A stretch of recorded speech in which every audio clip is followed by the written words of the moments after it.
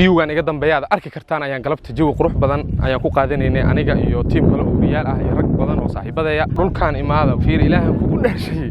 dhulkaan bal quruxdiisa fiiri qofkii aragtaa markaas ma ka tagay anaga saakid horaan imaanay ilaa hadeertaan waxa anu hadda meeshaana ka soo baxay oo aan isaga dabaalanayay daawadayaal galabta waxaan joognaa deegaanka Jaw ee koonfurta Gurceel halkan ayaan galabta waqti ku qaadanaynay waa deegaan aad u qurux badan waa deegaan amni ah waa deegaan nabad ka jirto fiigan iga dambeeyaad arki kartaan ayaan galabta jawi qurux badan ayaan ku qaadanaynay aniga iyo team kale oo riyaal ah iyo rag badan oo saaxiibadaya halkan aan galabta waqti badan ku qaadanay dhulkan waa safe khawaarij ma joogto cid kale ma joogto halkan imaada war dhulkan imaada fiir ilaahan kugu dhaashay dhulkan bal quruxdiisa fiiri qofkii aragtaa markaas ma ka tagay anaga saakid horaan imaanay ilaa hadeertaan waxa anu hadda meeshaana ka soo baxay oo aan isaga dabaalanayay oo waqti aan ku qaadanayay marka saaxiibayaal imaada waa dhul aad u qurux badan waa deegaankii ugu shinaal dhigi karaa galabta anako ah team riyaal ah ku Gurceel ka howlgala ama si galmudug oo dhan waxaan waqti jawi qurux badan ku qaadanaynaa deegaanka Jaw gaar ahaan hadda Jaw Hareeriya joognaa Jaw yaalo dhan waqti ku qaadanay waa joognaa waa raaxaysanay dad kalena waxa leenahay sidoo kale halkaan soo dalxiisa waa dhul abni ah waa dhul qurux badan soo dhawaada gacmo furan ku soo dhaweeyaha waxaan ahay la faraxyaame dalxiis iyo damaashaad ayaan halkaan u nimid deegaanka Jaw deegaanadan dabcan waxaan ku xasuusanaa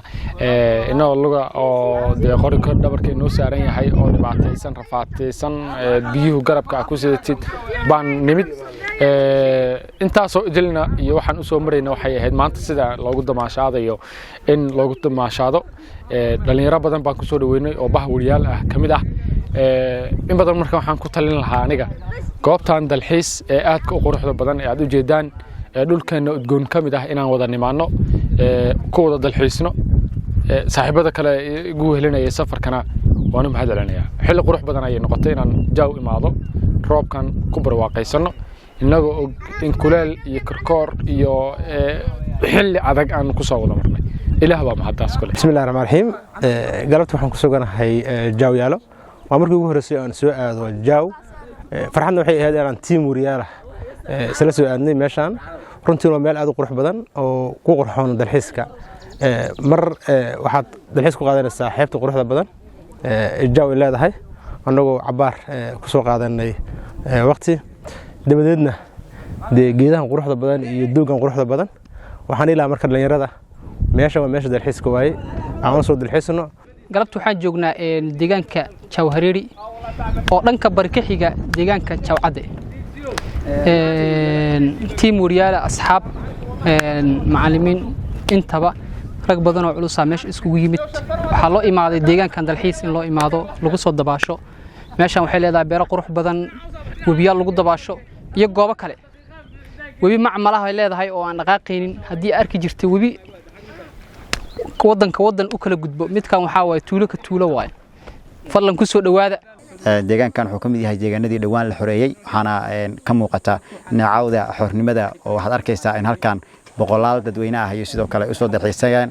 qayb ayaan ka nahay galabta dalxiisayaasha halkan ayaa nimid waa nabad soo dhawaada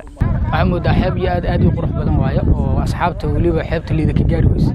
deegaanadan dhaca bariga gobolka Galgaduud gaar ahaan ee degmada Gurceel way ka soo gaari karaan oo u soo dalxiis tagi karaan waxaan mahad celinaynaa asxaab koox wariyaal ah oo iska soo raacnay degmada Gurceel ee gobolka Galgaduud halkan waxaan ku nimid si nabad ah waa deegaanka Jaw oo 40 iyo dhowr kiiloomitir u jira Gurceel waxa waaye waxay ku tusinayeen 40 iyo dhowr kiiloomitir ta soo socon halkan ay maano inaan muxuu ahaa dalxiiskaana qaadano waxa waaye wax weyn waaye aad ugu faraxsanahay in halkan imaado saaxiibadeyda waqti la qaato halkan waa nabad waxa waaye waa lagu hooyo karaa hadda maghrib waaye qoraxdii dhacday marka waxa waaye waxaan rajaynaynaa inaan cawada halkan joogno magacaygu waa Cabdishakuur Dhoore oo kamid ah dhalinyarada degmada Gurceel gaar ahaan bahda saxaafadda ee Galmudug galabta waxaan ku suganahay deegaanka la yiraahdo Jaw Hareeri ama waxaan ku suganahay deegaanada Jaw yaalo waxaan nahay koox wariyaal waliba inta badan wariyaasha ugu saameynta badan deegaanada Galmudug